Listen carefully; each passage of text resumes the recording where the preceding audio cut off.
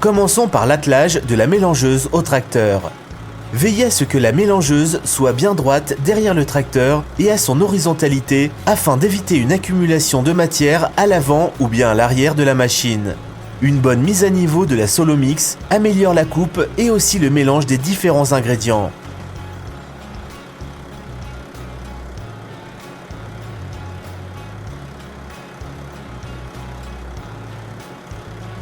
Un système de pesée est indispensable pour composer la ration appropriée.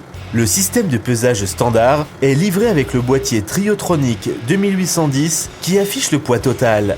Mais des variantes programmables aux possibilités étendues sont également disponibles.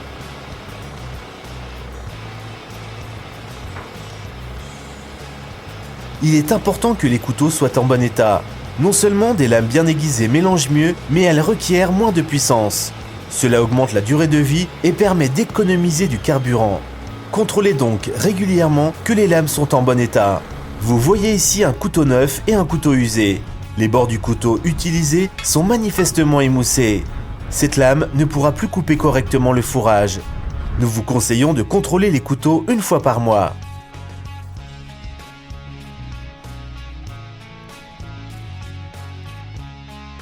Le timing des vis est également important pour le mélange. Les vis doivent être orientées à 60 degrés les unes par rapport aux autres pour obtenir un mélange optimal. Pour une ration bien mélangée, les couteaux sur la vis doivent être montés aux bonnes positions selon la composition de la ration et le type de mélangeuse. Prenons l'exemple d'une ration d'herbe courte.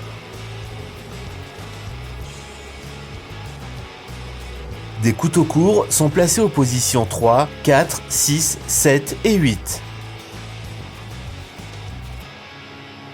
La quantité maximum de couteaux pouvant être installés par vis dépend du type de machine.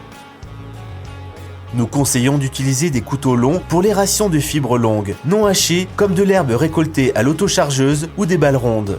Veillez toujours à placer un couteau long juste derrière l'aile de raclage. Ici, c'est la position 3, mais il peut également s'agir de la position 4 selon le type de machine. Ne jamais placer de couteau long juste au-dessus de l'aile de raclage.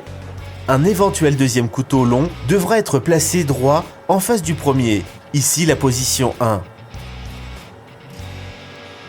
En cas de fourrage grossier, non haché extrêmement long, un troisième couteau long peut s'avérer utile. Il faut alors les répartir tout autour, par exemple aux positions 1, 3 et 5. Attention, l'utilisation de couteaux supplémentaires demande davantage de puissance au tracteur. Un couteau long requiert en moyenne 3 à 5 chevaux de plus qu'un couteau court. Pour les fourrages longs, comme le foin ou la paille, nous conseillons d'utiliser les contre-couteaux. Ceux-ci permettent au couteau de mieux couper le fourrage. Attention à n'utiliser que pour les fourrages longs. L'utilisation de contre-couteaux pour un fourrage court haché peut avoir une action négative sur le mélange.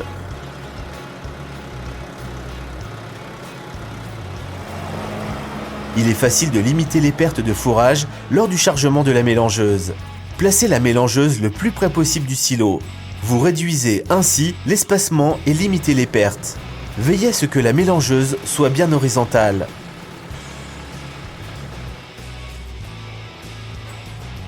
Vous pouvez éviter la perte de fourrage par un désilage correct. Utilisez un godet frontal à lame pour ne pas affecter la structure du fourrage et laisser une surface de coupe compacte. Cela réduit le risque de réchauffement du silo et préserve la qualité du fourrage. Vent, pluie et neige exercent également une moindre influence sur la qualité du silo si cette surface est compacte. Pour un bon mélange, respectez l'ordre de chargement. Dans cette vidéo, nous montrons un exemple de ration, mais de façon générale. De long et sec à court et humide.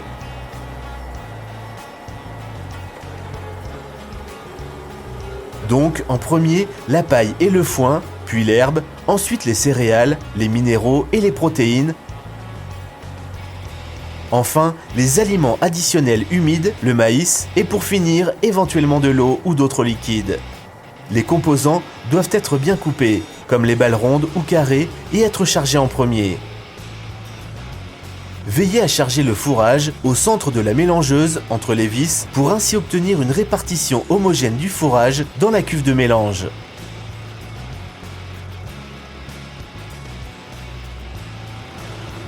Vous pouvez réaliser un prémix, un pré-mélange d'ingrédients. Étant donné que le prémix est déjà mélangé, vous gagnerez du temps et les aliments concentrés seront mieux répartis entre les autres fourrages. Vous pouvez ajouter de l'eau afin que les particules fines et sèches adhèrent mieux aux ingrédients richement texturés. Utilisez de préférence une barre de pulvérisation afin de répartir l'eau sur l'ensemble de la ration. La cuve de mélange ne doit pas être remplie à plus de 10 cm du bord de la cuve. Une surcharge nuit à la durée et à la qualité du mélange. La bonne maîtrise de la puissance du tracteur et du régime de la vis de la mélangeuse améliore le mélange et permet une économie de carburant. Pour un mélange optimal, le régime du cardan de prise de force est d'environ 400 tours par minute ou de 750 tours pour une ligne d'entraînement de 1000 tours.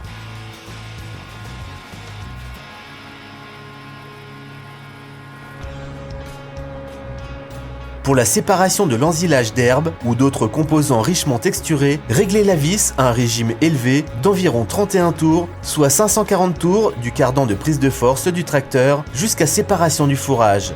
Ensuite, pour mélanger les autres composants, réduisez le nombre de tours à environ 400, soit environ 23 tours de vis.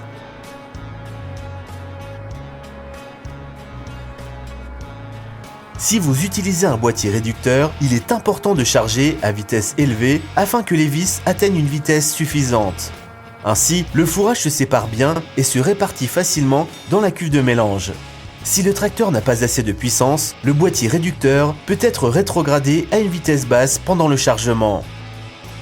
Attention, attendez l'arrêt total de la prise de force avant de changer la vitesse du boîtier réducteur.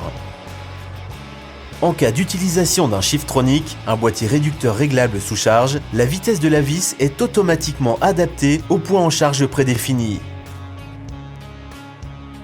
Une fois tous les composants chargés, prenez le temps de mélanger, selon la ration, avant de procéder au déchargement. Ici, il s'agit d'une durée de mélange de 3 à 5 minutes maximum à 400 tours du cardan de prise de force. En cas d'utilisation d'un boîtier réducteur, vous pouvez rétrograder afin que les vis démarrent plus facilement. Pour un déchargement régulier, la vitesse de marche et la hauteur de la trappe de distribution doivent être bien réglées.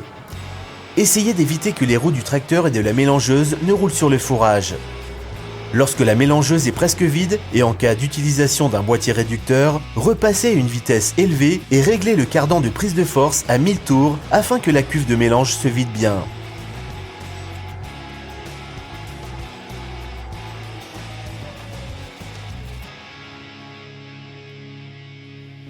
Une fois la mélangeuse vide, vérifiez la qualité du mélange du fourrage au moyen d'un tamis. Le conseiller de fourrage peut vous aider.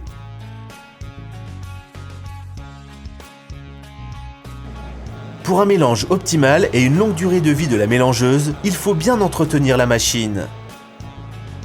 Contrôlez régulièrement le niveau d'huile du boîtier planétaire. Avec une ligne d'entraînement de 540 tours, changez l'huile après les 500 premières heures de fonctionnement. Cet intervalle se réduit à 200 heures avec une ligne d'entraînement de 1000 tours. Les détails se trouvent dans le mode d'emploi. Lubrifiez régulièrement les paliers des vis pendant qu'elles tournent. 8 doses de graisse toutes les 20 heures de fonctionnement. Lubrifiez régulièrement le cardan de prise de force selon le type de mélangeuse. Consultez le manuel pour les intervalles. Attention, le tracteur doit être éteint pendant le graissage du cardan de prise de force. Contrôlez la précision du système de pesage, par exemple en pesant un sac de farine de 25 kg. Si le poids sur l'indicateur de pesage diffère, contactez le concessionnaire. Contrôlez régulièrement la pression des pneus. La pression souhaitée dépend du type de machine et de conditions dans la cour. Consultez le manuel de la machine. Pour un bon déchargement, l'unité de distribution doit être en bon état. C'est pourquoi il est judicieux de la contrôler régulièrement. Vérifiez la tension du tapis toutes les 2 semaines et éliminez les éventuels restes de fourrage sous le tapis. Vous trouverez les instructions de mise en tension et de nettoyage dans le manuel. Vous souhaitez plus d'informations sur l'utilisation ou l'entretien de la mélangeuse? Veuillez consulter le mode d'emploi ou contacter votre concessionnaire Triolet.